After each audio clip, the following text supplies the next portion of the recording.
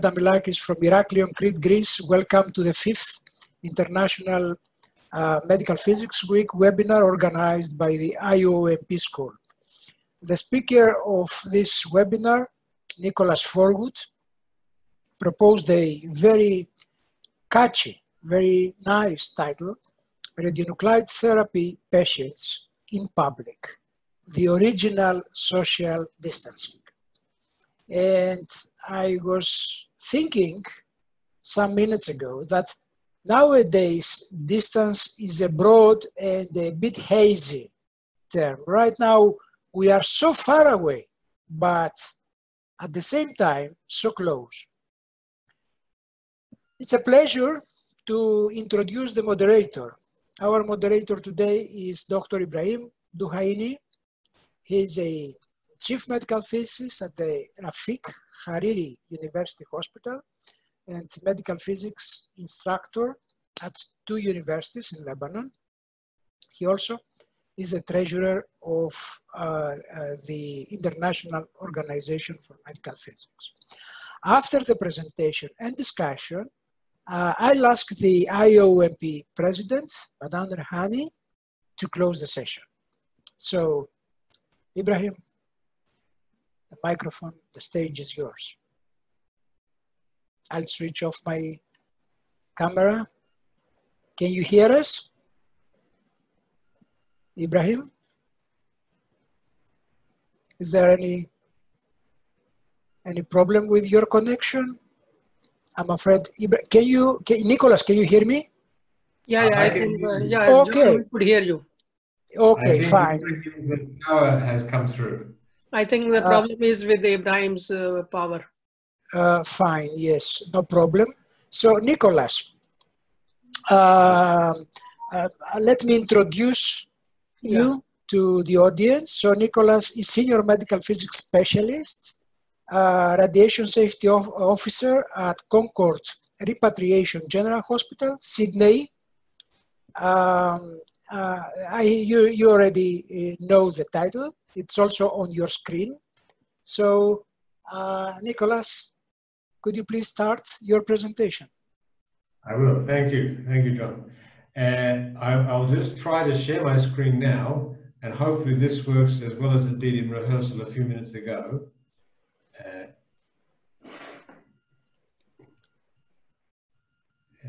Bear with me 1 minute.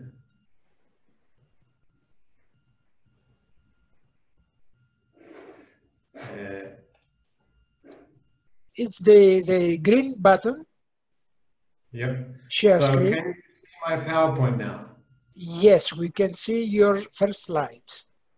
Good. We'll quick over ahead. Good. Okay. So I'll start then.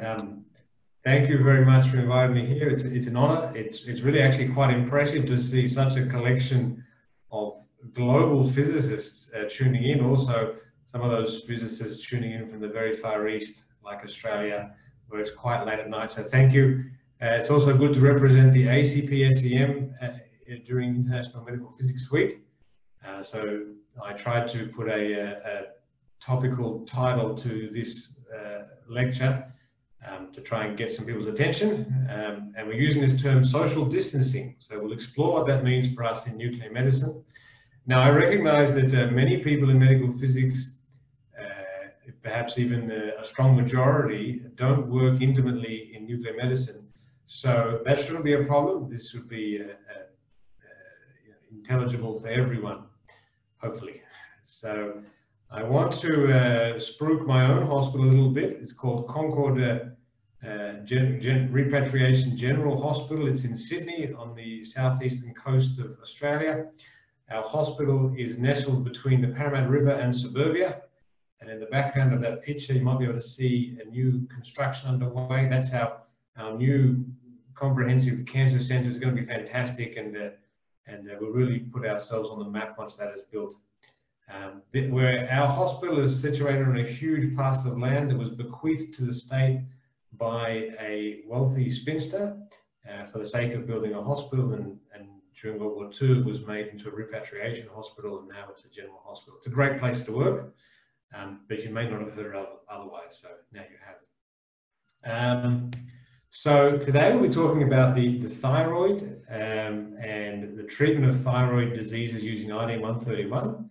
So if you've not met your thyroid, it's in your neck and it has the almost unique capacity to concentrate iodine.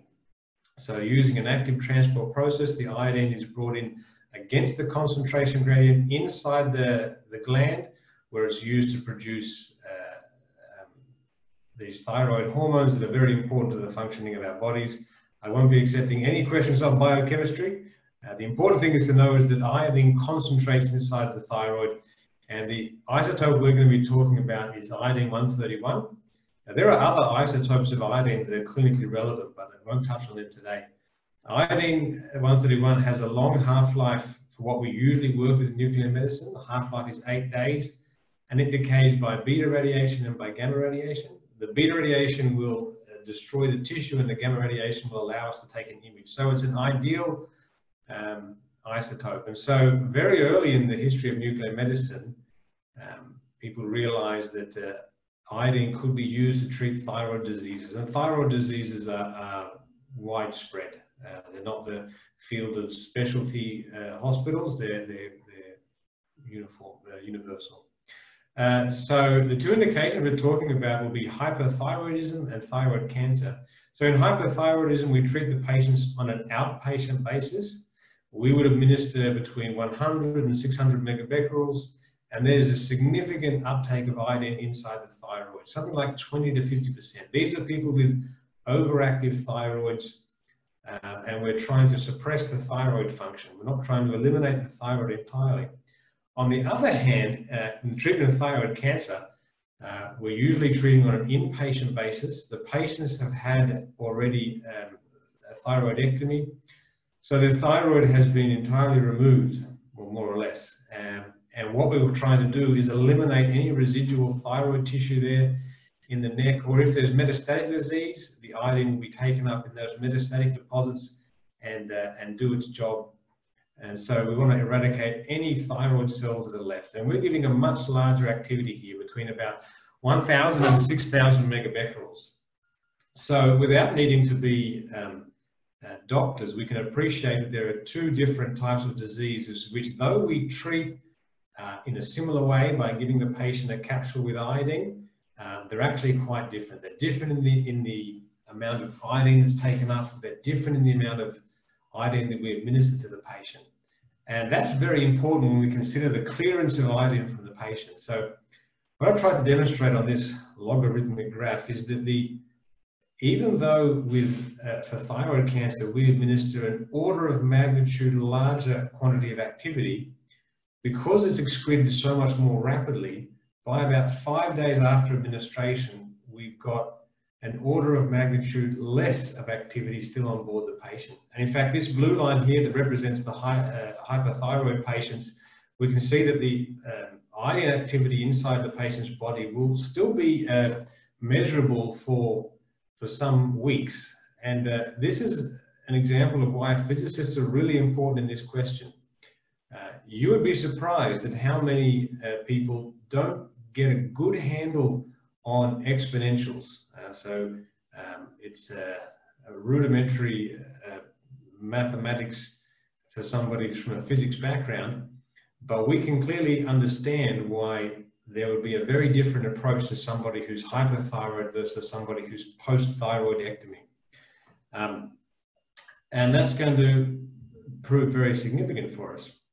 So if we want to measure how much, or estimate how much radiation exposure people outside of around the patient are going to get, we can use some integral calculus.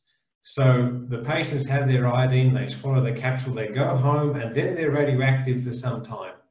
And the people around them, their friends and their family, their colleagues, are going to be exposed to that radiation. And if we wanted to work out how much, we just work out the area under the curve, okay? And usually we can characterize the clearance as a bi-exponential and some sort of constant here that we can use to model whether the patient is a line source or a point source, whether their bodies are heavily shielded. We can be as accurate or as conservative as we want. And in an ideal world, we would know exactly how much their loved ones are going to be exposed to. But this will only work if the loved one happens to be exactly 1 meter from the patient 24/7 forever. Okay, in practice, it doesn't work like that at all. So what we might have is another idealized function that describes the distance between that person who's getting exposed and the patient who's got the iodine on board. So I've made the simplest periodic function I can, and sometimes the patients are close to their loved ones, sometimes they're far away, but we can also model that into our equation. So if we then take our clearance curve and take into account the distance between the patient, we wind up with a fairly different looking graph like this.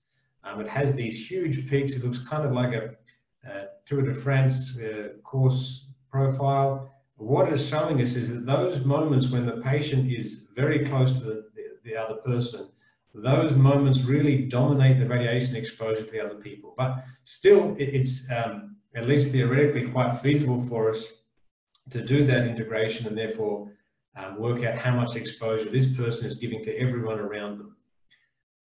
We can move on from those analytical solutions because they're just too hard. And instead we can work with these numerical approximations. So we assume that over some periods, let's just say 1 day, how much the dose rate is on day 1, how much will be on day 2, and then we assume that the person has contact with their spouse, for example, the same amount of close contact on day 1, day 2, day 3, and we can wind up making a graph like this in something like Excel.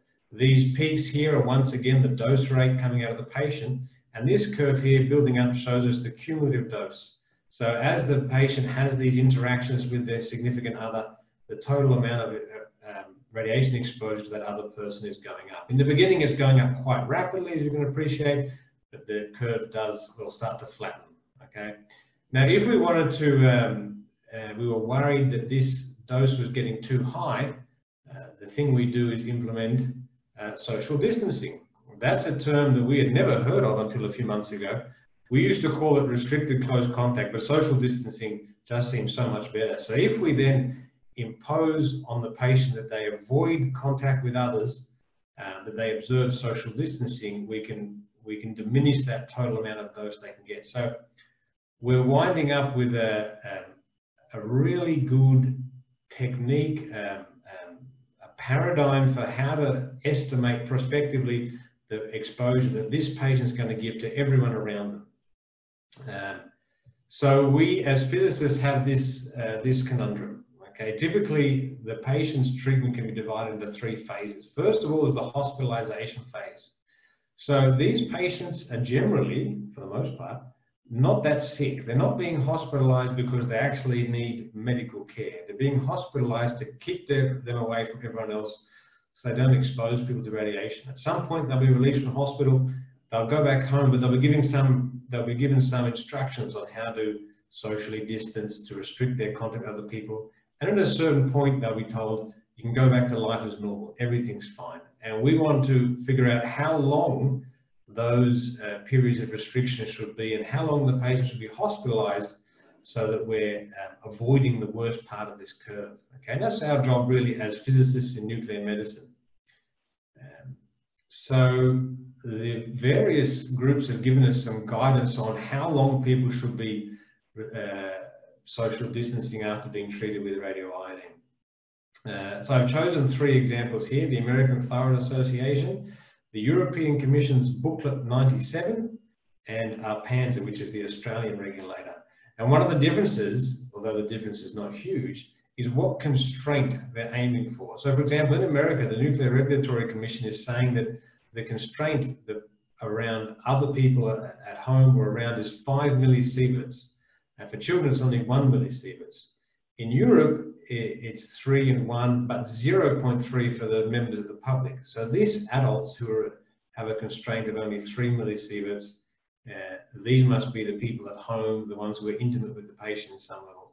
And PANSA has a similar sort of guideline.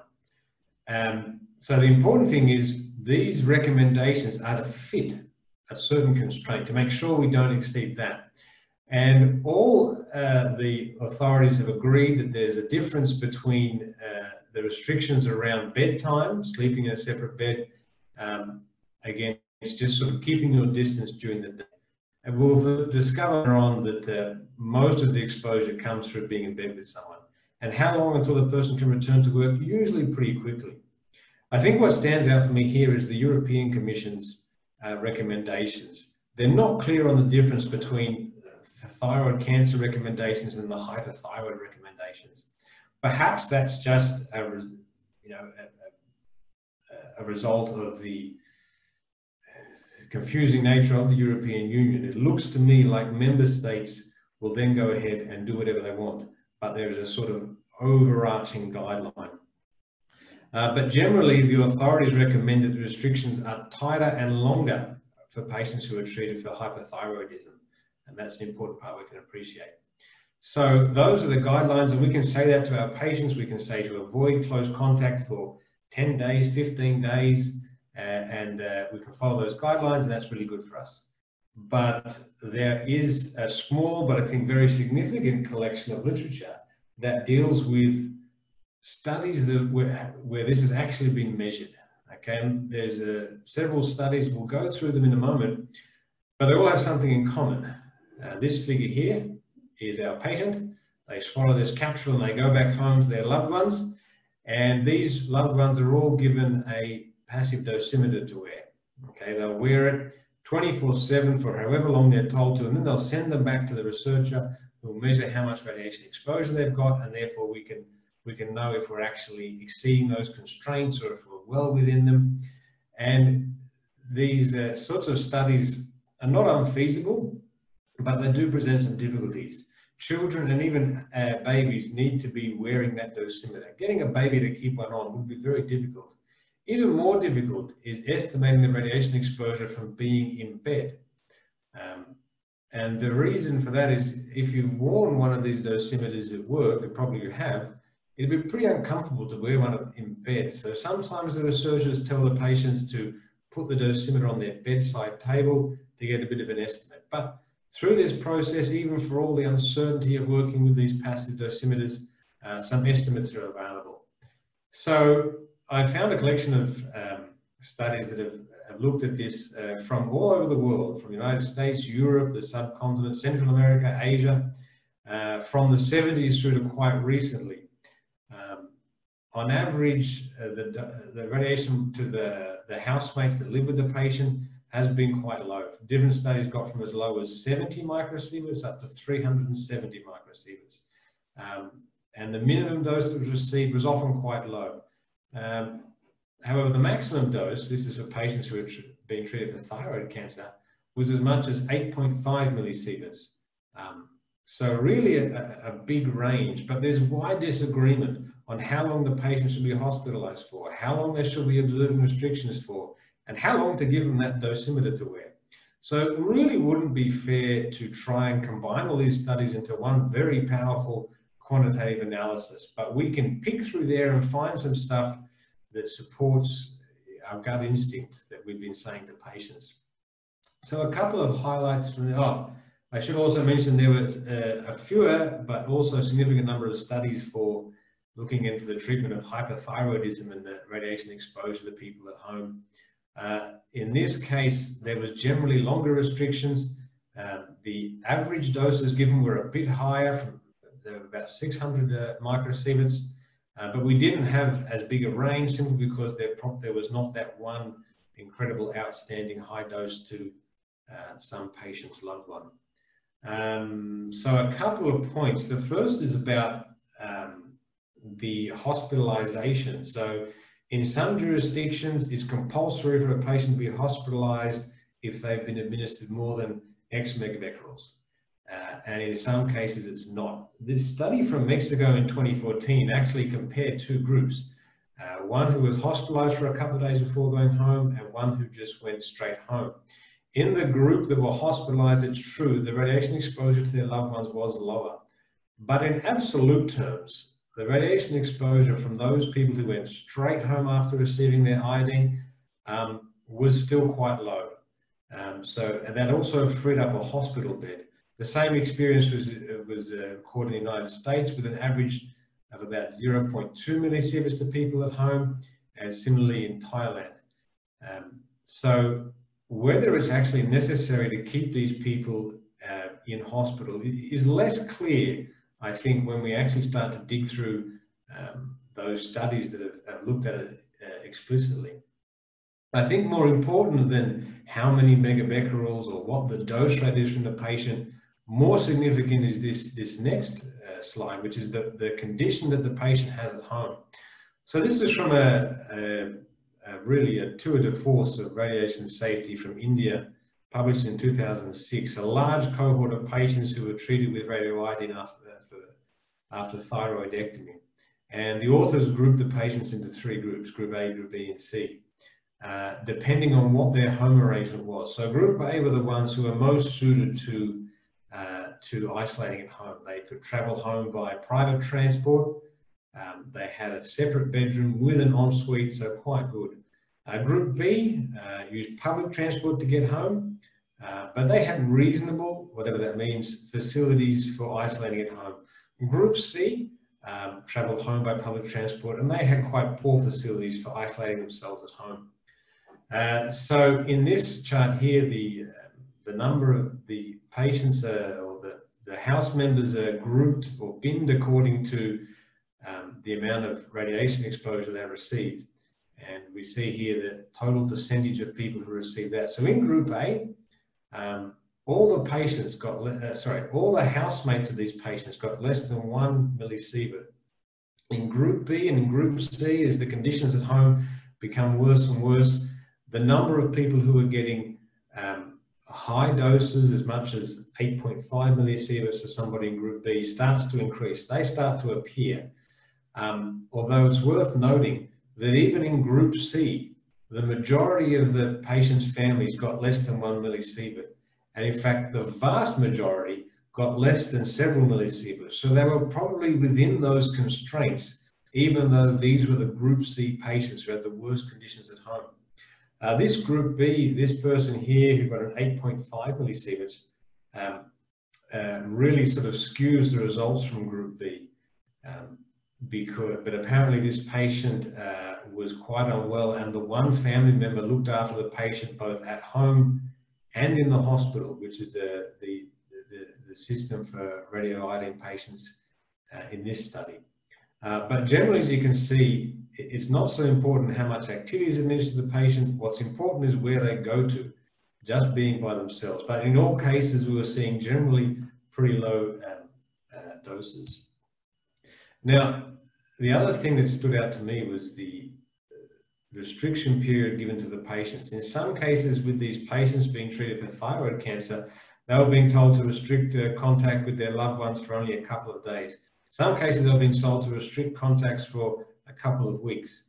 But it doesn't look like beyond sort of 2 days when you get home, there's not much more benefit from it. You could make these restriction periods longer, you can make them several weeks, but it doesn't tend to actually do much more. Beyond it, with these thyroid cancer patients, the iodine is clearing out so quickly.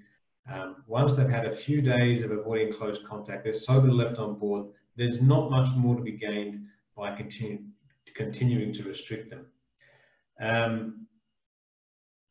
In the case of the patients who were treated with hyperthyroidism, it was shown in this study by Sally Barrington in the UK that the longer restriction period did actually lead to reduced dose. So in some cases in this study, the patients were told to reduce their close contact for only 9 days, and other times it was 3 weeks.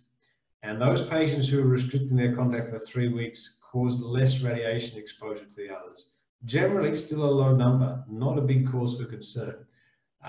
But it does make a difference in these hyperthyroid patients if the restriction periods are extended. The question of whether the radiation exposure to children is different from adults at home is very interesting. So Sally Barrington's graph here shows us the only graph I could find showing the relationship between the exposure the person got and the age of them. And this is pretty noisy, and you know, you'd really love to just draw a curve on there, but it might not have that much of a correlation. But what we are seeing there is that especially for these young children, there is a higher probability that they will get a high radiation exposure.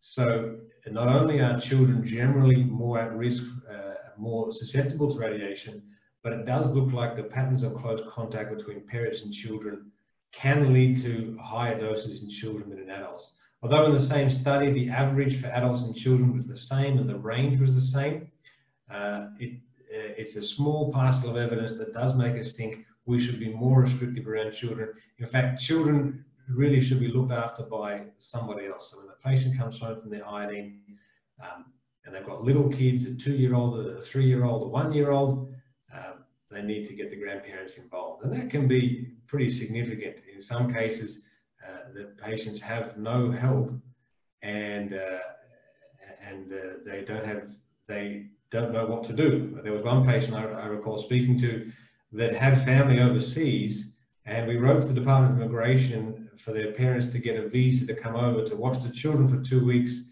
while the patient had their iodine therapy, but the Australian Immigration Department didn't allow that in. Counterintuitively, a study over in United States by Grigsby showed that children on average get lower doses of radiation than adults, presumably because the parents were just more careful around children than they were around adults. But that's actually a pretty pleasing result. We're trying to avoid radiation exposure to children. We can relax a little bit more about grown-ups.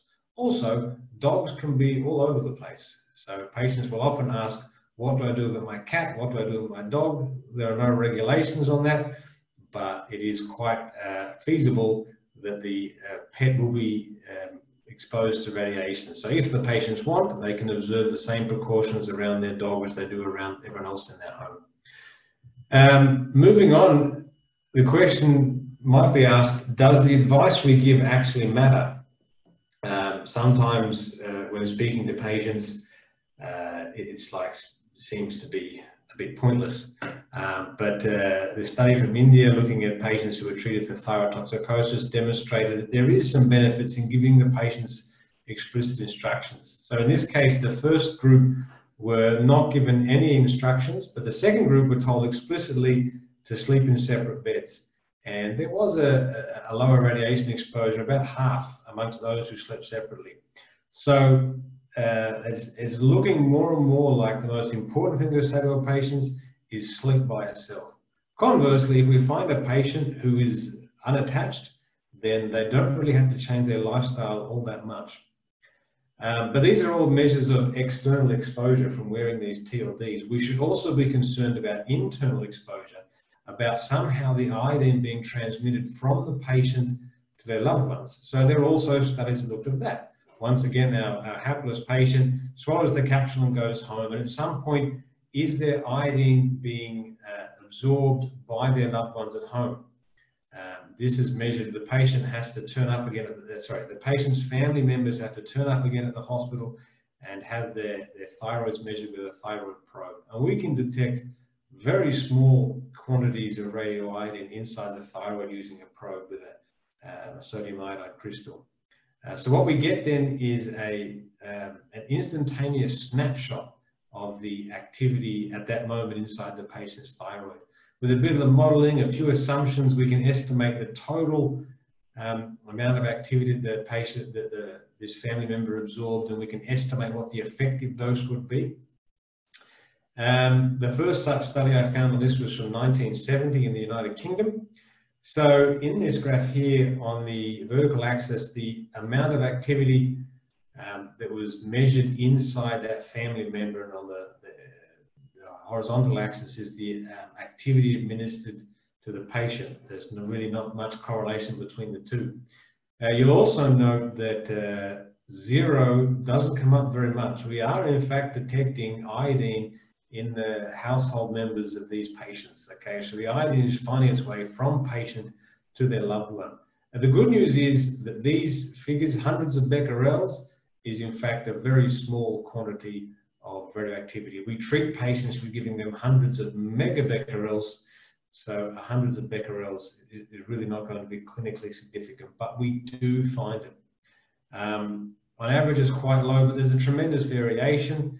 In this study, it showed that some adults received quantities of radioiodine in their thyroid much higher than the average. Even though the average is low, there are people that just sort of stand out. So that was from 1970. Moving on, 1978, and in America, another study's underway. This time involving 2 separate women treated for hyperthyroidism. Both were married with a young child. Okay, so this thyroid activity is measured in picocuries. So once again, we are picking up activity, but it's extremely small. There's a peak of activity in the child's thyroid several days after the patient receives their iodine. We see that both in the patient A and in patient B. Patient B has a 4-month-old and patient A has a 3-month-old. And then we see a fairly rapid decline, but there is still detectable measures, quantities of iodine in the patient's thyroid for weeks afterwards. In the second graph, we can observe a periodic nature to the transmission of iodine from patient to the husband. The authors did note the link between marital intimacy and radioiodine transmission. So it's very important we say to our patients, look, sleep in separate beds, because that is one of the reasonable things we can do that will save us a little bit of radiation exposure. More recently, we returned again to Sally Barrington's work showing that now this study has involved taking multiple samples or multiple measurements of the patient or the family member's thyroid, and then using that to model how much total radioactivity was absorbed and therefore estimate the effective dose. In the majority of cases, whether it's adults or it's children, the total thyroid activity was less than 1 kilobecquerel. So once again, not a big hazard. Do note, however, here in this study on the children, there was one patient who had 11 to 12 kilobecquerels of activity. So it is possible for a large-ish quantity of activity to transmit from the patient to their family. The authors were a bit unclear or unsure on why this patient stood out so far. That is one of the mysteries that we face, whether we give advice to try and bring all these outliers in, or whether we give advice to try and bring the majority within the constraint, and we just accept that from time to time we are going to have those outliers. In this case, 11 to 12 kilobecquerels would in fact exceed about 1 millisievert in a small child. So since we're contaminating family members, how did it get there? It must have been that the patient somehow transmitted this iodine onto different surfaces, and then their family members picked it up. So this has also been studied, the question of environmental contamination. So iodine is excreted in a multitude of ways. Most of it, I would say 99%, is excreted through the urine and the feces, and more so through the urine. But we do see it excreted through the sweat and through the saliva. So it would probably be of a concern for us, especially with those thyroid cancer patients that are receiving 4, 5, 6, even 8 gigabecquerels of iodine, that large quantities would be being transmitted, and the room that they've stayed in would be a big mess. So studies of that have happened, and it turns out that generally the more activity we give to the patient, the more we find contaminating the various surfaces. So in here they've taken swipes of the telephone receiver, the tray, the door handle, and the tap, and looked at what time how much activity they could pick up there. And there seems to be a peak in this excretion in about 24 hours after the patients receive the iodine, and then it sort of drops away fairly rapidly. So the answer to what people might be asking is yes, if a patient does stay in a room, you will find radioiodine in that room. You'll find it on most surfaces that the patient has touched. And we won't even talk about the toilet, because it's going to be, you don't use that toilet. But we are finding that these numbers are actually still pretty tolerable. Here we're talking about 190 becquerels per square centimeter on a surface the patient has touched. That's more than zero, but it's not going to cause hypothyroidism.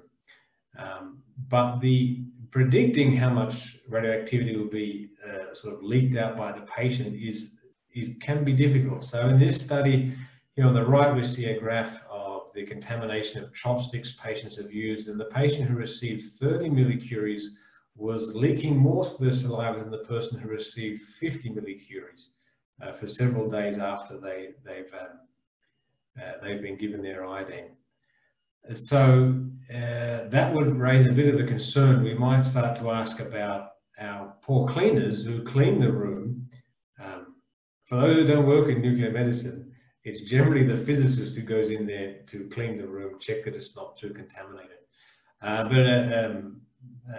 A study on this was conducted in the UK, and where the cleaners went in to clean the room, and then using a very sensitive whole body counter, the researchers measured how much radioactivity was on that cleaner's clothes.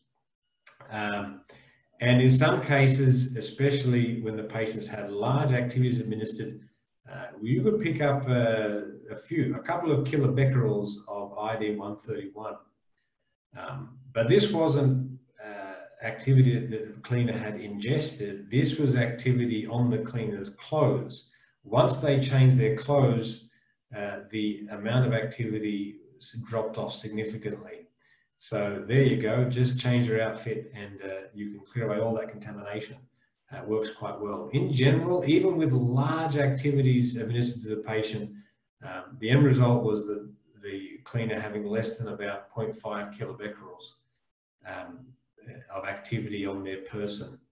But the authors went one step further and looked at what if that cleaner was pregnant? What if that cleaner fell pregnant and then every single week had to clean that room after an iodine patient who leaked the maximum possible amount of 1 kilobecquerel, and that cleaner somehow internalized that 1 kilobecquerel every week without fail throughout the whole of their pregnancy.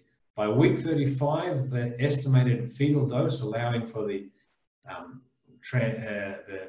kinetics of iodine transmission across the placenta to the baby, would be about 744 microsieverts.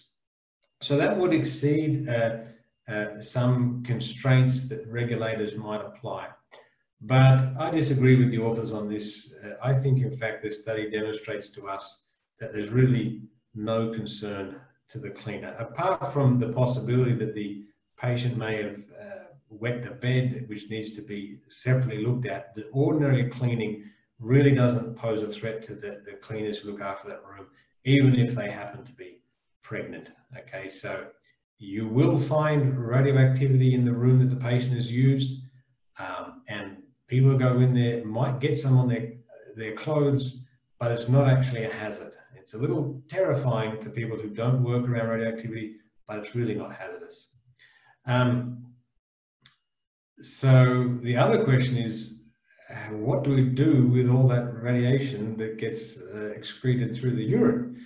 So one of the options is to have a tank system. So rather than go and excrete all of that radioiodine straight into the sewer, we will hold it all in a tank. And for those of you who've not seen a tank system, it looks something like this. It's a big mess of plumbing and lead sheets wrapping around it and huge tanks.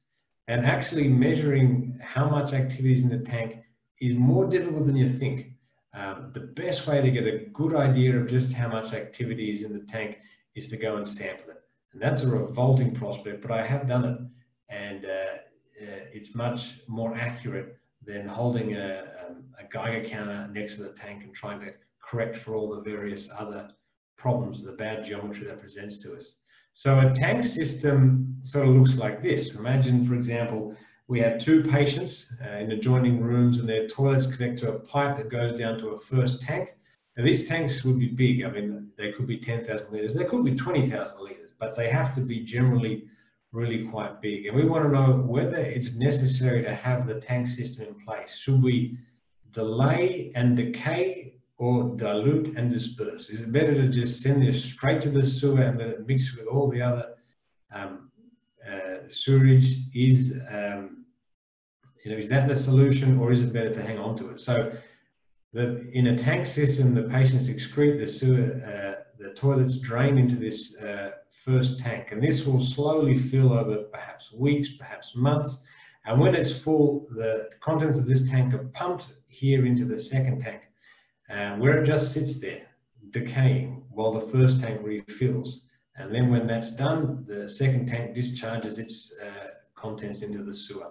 By this stage, if we've done all our calculations correctly, the amount of activity being pumped into the sewer falls below some threshold of concentration or total activity. So to answer the question of whether this is worthwhile, we wanted to consider the worst case we could think of. So imagine two patients being treated simultaneously. Both have received 6 gigabecquerels of I-131, which is the maximum that we would give to patients. The use of the toilet is perfectly synchronized. And just as they're going to the toilet at the worst possible moment, there's a worker in the sewer who's waist deep in sewage, fixing a very complicated fault in the sewage system. And so how much exposure might they get? So this graph here shows us what I call it the voiding function. So if we consider how the radioactivity, how it fills the bladder, and that the patient voids from time to time. So this patient's been drinking a lot of water and they're going to the toilet every hour, except at night when they've gone to bed. And it's when they wake up in the morning, that's when the maximum activity that they'll be voiding, assuming they didn't wake up during the night desperate to go to the toilet. And then after that, it starts to calm down. Now, we also know how much sewage, or we can estimate at least how much sewage flows out of our hospital. So how diluted is it going to be?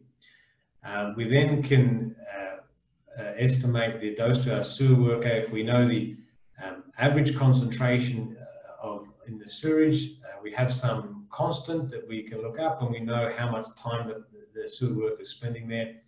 There is a figure that estimates that for us. It's 4.7 times 10 to the minus 7 millisieverts per hour per becquerel per liter. So if during this terrible synchronized toilet moment, the patients achieve a concentration of 880,000 becquerels per liter, it leads to a dose to the sewer worker of about 0.14 millisieverts. Now, the sheer improbability of this happening is mind-boggling. No patients are that synchronized.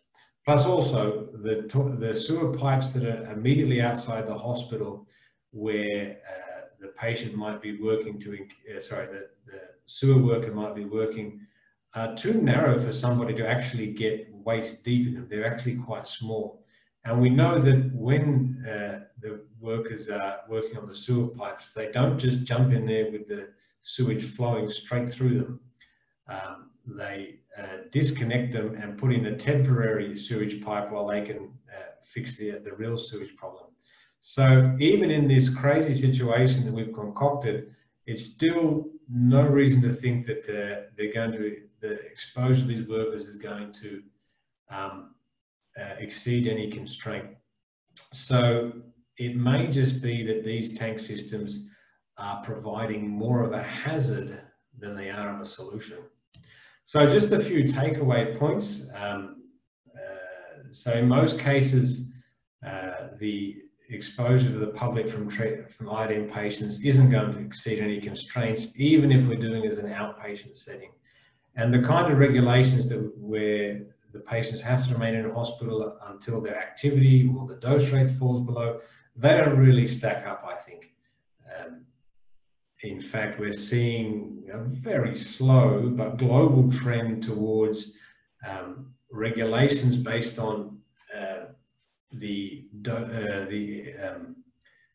total effective dose to members of the public rather than instantaneous dose rates or activity levels. The patients who have good living conditions at home, they're the ones who are most ideally suited to just going straight home. And the advice we physicists either personally pass on to the patients or arrange for the patients does have an impact on the exposure out to the general public. Patients do contaminate their surroundings, and that's inevitably going to happen, and some transmission of iodine to their families is quite probable, but generally the doses are very low. The holding tanks, perhaps perhaps more of a hazard than they're worth. And the medical physicist finally is a very vital member of the team that needs to understand all of this and be able to put this to some use so that then patients can be treated, that the whole system can just keep on running. So I think the role of the physicist needs to be emphasized as somebody who's an expert on this very varied field within a nuclear medicine department. So those are my slides, and that was all I have. So Ibrahim, yes, thank you, Nicholas, for the informative lecture. And actually, we have many questions that came from participants. But I would like first to show my slides that I prepared for this lecture. And just to go through, this is the abstract. I hope that you can see the my screen. Yes. Yes, okay, and this is the biography. Two things we shared together, Nicholas, that we are both medical physicists and we both have 5 children. And we both interest in radiation safety, of course, for patients. And again, as Nicholas has mentioned many of the references that they come studies from the safety reports from the IEA and from the ICRP publication 94, and the European Radiation Protection Commission. They have this publication. Again, the bone call for action to improve radiation protection in healthcare in the next decade that was started in 2012. And particularly in action number 2, which says that to enhance the implementation of the principle of optimization of protection and safety. And part C of it is deals with what Nicholas has told us today about the implementing harmonized criteria for release of the patients after radionuclide therapy and develop further guidelines as necessary. So again, I will just start with some questions from the audience. Quick questions, Nicholas, if you don't mind. First questions was, what is the frequency of thyroid cancer versus hyperthyroidism that you treated?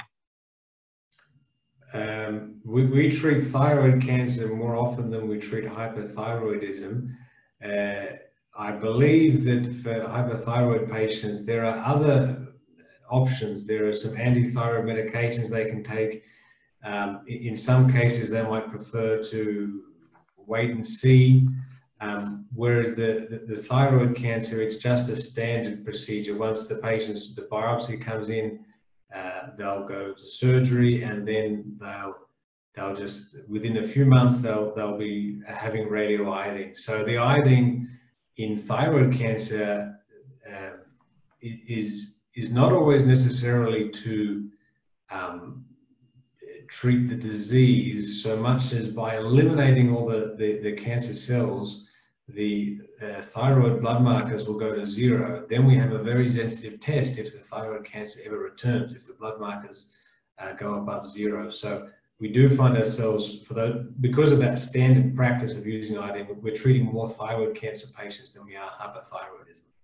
So in other words, what would be the the radiation exposure more from the cancer patients or from the thyroid, hyperthyroidism or the cancer patients?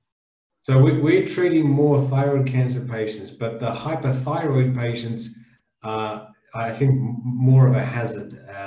It's more difficult to make the arrangements. With the thyroid cancer, essentially the patient just needs to avoid others for a few days. Right. And with the thyroid cancer, with the hyperthyroid patients, they are more hazardous. It's more difficult to arrange what to do with their children. Depending on their job, they might have to take more time off work. So there's more of I would say, a hazard in us as well. I don't want to be dramatic.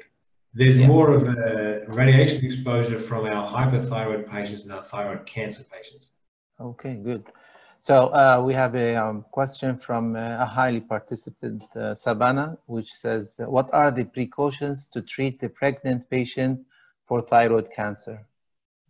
Well, I think you explained a little bit in the lecture, but she needs a little bit information. Yes. So we wouldn't treat a pregnant patient at all. They would it would be so because the iodine is transmitted across the placenta and is absorbed by the fetus, and at a certain point the thyroid gland develops in utero, and we simply wouldn't treat someone who's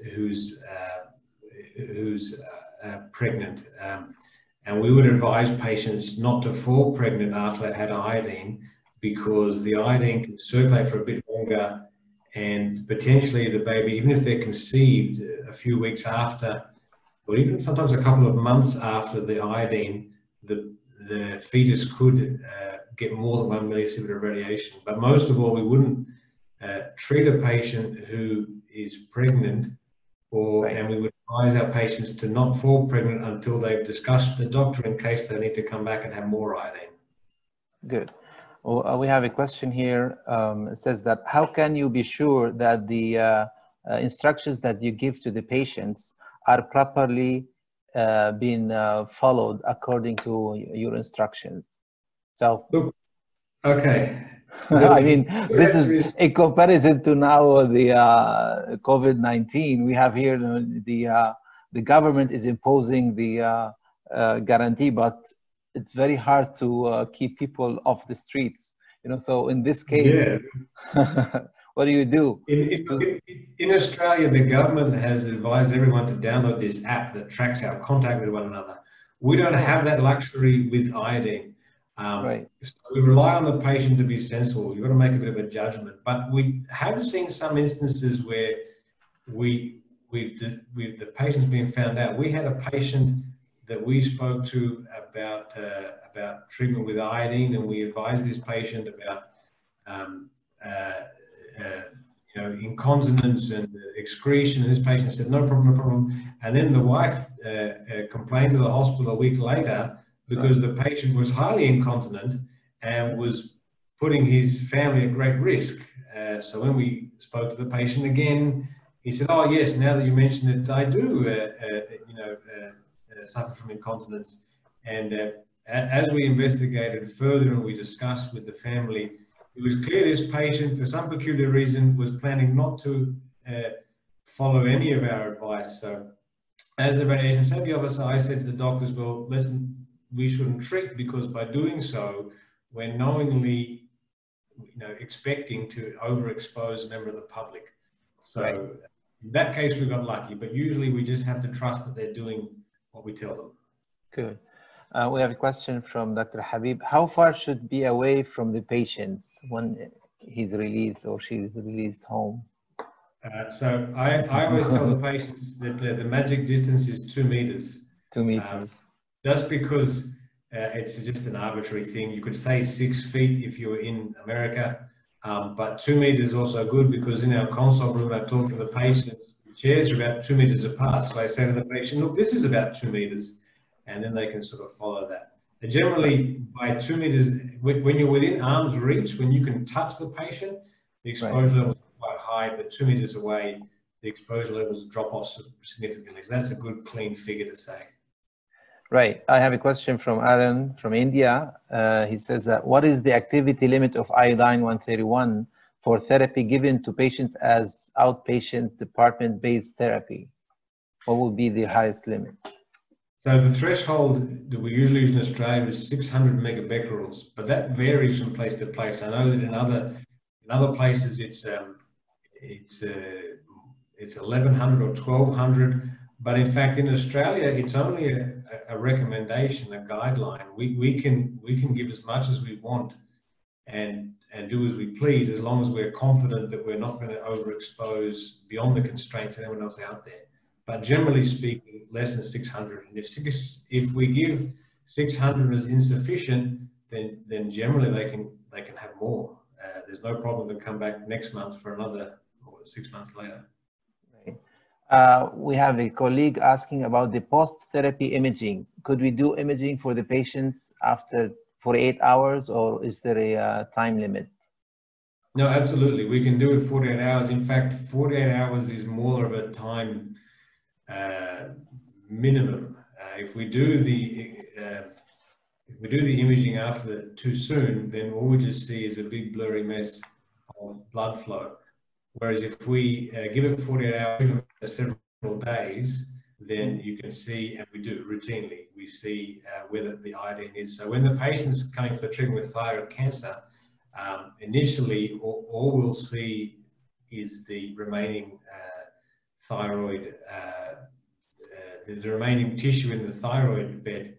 But after that's been cleared out, if the patient has metastatic disease and we do a whole body scan, we will see those metastatic sites show up on a whole body iodine. Okay, we have a question here regarding what type of passive dosimeters and how did they quantify beta dose, or did they just assume that no beta dose left the body of the patient? Well, some of the studies used thermoluminescent dosimeters, some of them used OSL, and so, I mean, the reports we get back, so when we wear these dosimeters and we send them back, we get a report usually in terms of the ambient dose equivalent, which we accept as a reasonable estimate of the effective dose to the wearer.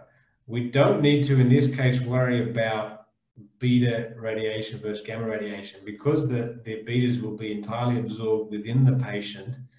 The only thing that we're detecting is the gamma rays and to a lesser extent the bremsstrahlung photons. But generally, whatever the dosimeter, the reading that it gives us, if the setup of that dosimeter is traceable to a standard, we can just basically take that as the effective dose to the wearer. Right. Okay, I have many questions, but for the time and issue, we have only one last one. Is about the what you talked about, the contamination. What could be possible reasons behind contamination, and if there are any protocols to prevent this cross-contaminations to happen at home? So the only thing we can do at home is to tell the patient to stay away from others. We will usually advise the patient, if they have a spare bathroom, to use one bathroom entirely for themselves. Right. If they don't have that luxury and the whole family shares one bathroom, we say, look, every time you use the bathroom, give it a good clean. If they sleep in a separate bed, we tell them to wash their sheets regularly because all the pillowcases can be contaminated. So we do as much as we can, but ultimately, I think we can reduce the contamination to the family at home, but I don't think we can eliminate it.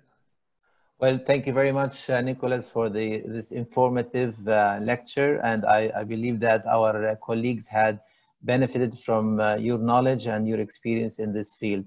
I will turn the microphone to John or to Madan. Thank you. Impossible to discuss all these questions. Thank you, Ibrahim, for moderating the webinar. Thank you, Nicholas, for this superb, very, very informative talk. Thanks also for the discussion. Dear colleagues, I really enjoyed your company. The participation was really impressive. During these webinars, participation ranged from about 450 to about 650 to 700. And this is really impressive. So it was great, and I want to thank you all from the bottom of my heart. Before I give the stage to the IOMP president, I'd like to stress that this is not the end. This is only the beginning. IOMP is planning another series of webinars, so please stay tuned. We will be together again very soon.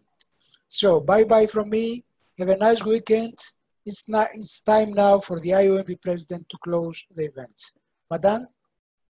Thank you, John. Thank you indeed. It's so nice to see that we have reached this stage in this week of exciting week. And this is the time to review the situation and to thank. Let me start with the ground level, the participants. we have been really, really pleased with the numbers, as John just mentioned, 450 to 650 to sometimes 700. The registrations were very, very high, some of the order of 1,000. So we anticipated, so we had to change our license to see that we are able to cover a large number. Thank you, and you have been our strength that way. The participants have been our strength.